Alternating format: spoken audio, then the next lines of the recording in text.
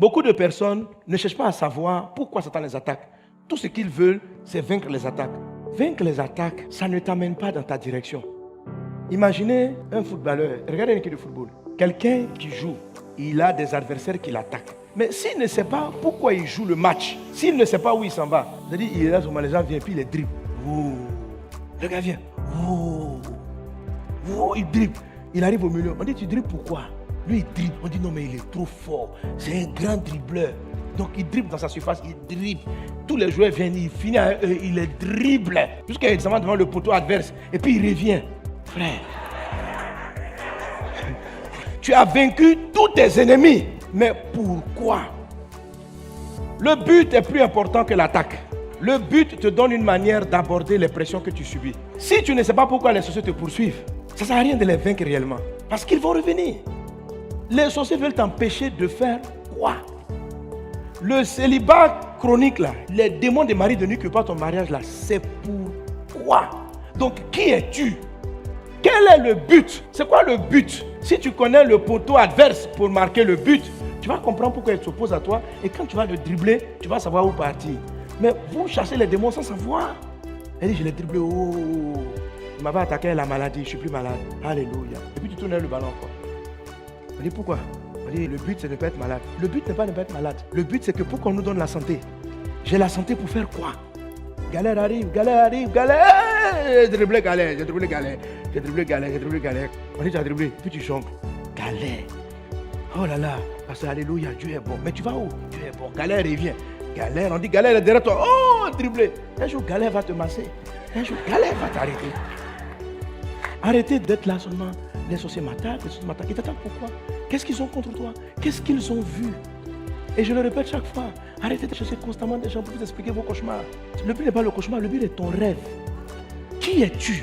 Où tu vas? Pourquoi tu fais l'objet de tant de guerres? Pourquoi tu fais l'objet de tant de problèmes? Pourquoi la vie est compliquée sur toi? Une fois que tu as trouvé pourquoi la vie est compliquée sur toi, au moins tu sais maintenant que bon, quand je vais le dribbler, je sais où je vais et je prends une direction. C'est ça qui est important et ça c'est ce qu'on appelle les projets de Dieu. C'est pour ça qu'on t'attaque. La Bible dit que les frères de Joseph en Genèse, lorsqu'ils l'ont vu arriver de loin, ils ont dit, voici le faiseur de songes. Venez, tuons-le et nous verrons ce que deviendront ces songes. Il se dit l'un à l'autre, voici le faiseur de songes qui arrive. Venez maintenant, tuons-le, jetons-le dans une citerne et nous dirons qu'une bête féroce l'a dévoré et nous verrons ce que deviendront ces songes. Frère, les grands frères de Joseph n'ont pas tenté de le tuer parce qu'il était le préféré de papa. Ils n'ont pas dit venez, tuons-le pour que l'héritage nous revienne. Comme c'est le préféré de papa, il risque de prendre tout l'héritage. C'est pas pour ça. Effectivement, papa pouvait lui donner l'héritage. Mais à l'époque, les gens savaient la valeur d'un songe. C'est nous qui les sous-estimons aujourd'hui. L'enfant dit j'ai vu, c'est un rêve, c'est même pas réel. Il dit j'ai vu, j'étais votre patron. On dit quoi, tu as vu, tu es notre patron?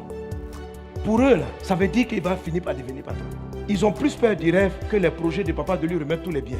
Donc, la puissance qui s'acharne sur toi à cause d'un rêve que tu as reçu, tu n'as aucune idée.